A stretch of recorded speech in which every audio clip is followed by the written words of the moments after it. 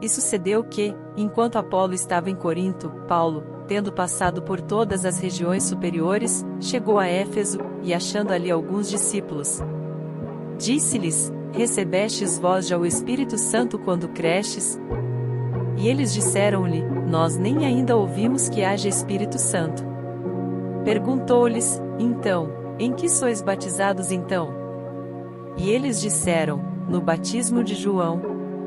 Mas Paulo disse: Certamente João batizou com o batismo de arrependimento, dizendo ao povo que cresce no que após ele havia de vir, e isto é, em Jesus Cristo. E os que ouviram foram batizados em nome do Senhor Jesus. E, impondo-lhes Paulo as mãos, veio sobre eles o Espírito Santo, e falavam línguas, e profetizavam.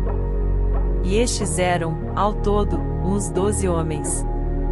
E, entrando na sinagoga, falou ousadamente por espaço de 3 meses, disputando e persuadindo-os acerca do reino de Deus.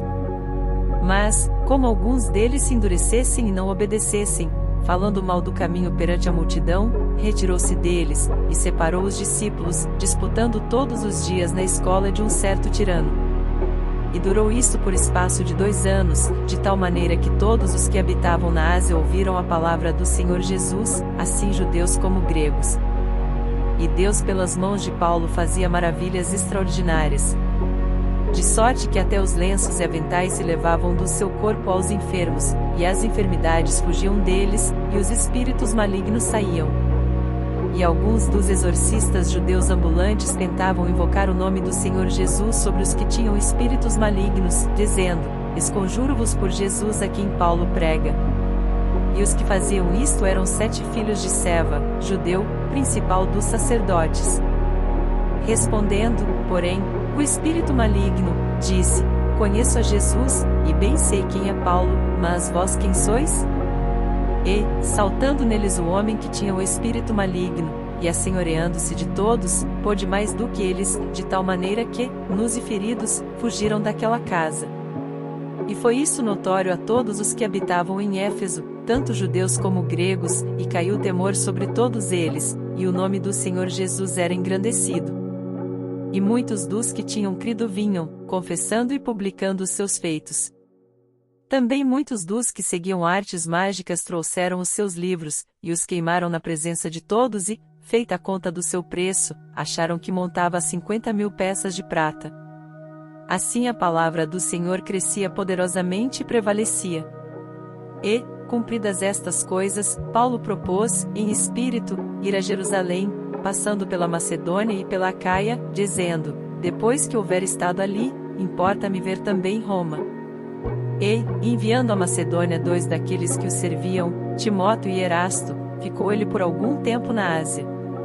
E, naquele mesmo tempo, houve um não pequeno alvoroço acerca do caminho. Porque um certo ourives da prata, por nome Demétrio, que fazia de prata nichos de Diana, dava não pouco lucro aos artífices. Aos quais, havendo-os ajuntado com os oficiais de obras semelhantes, disse: Senhores, vós bem sabeis que deste ofício temos a nossa prosperidade.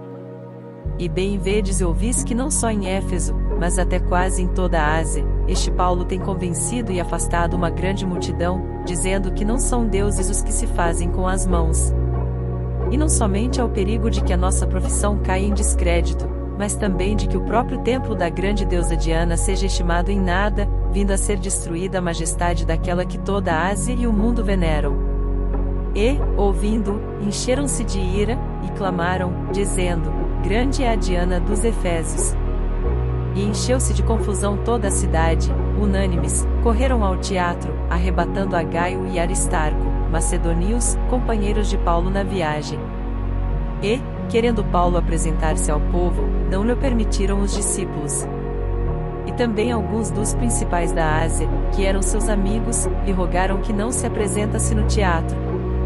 Uns, pois, clamavam de uma maneira, outros de outra, porque o ajuntamento era confuso, e os mais deles não sabiam por que causa se tinham ajuntado.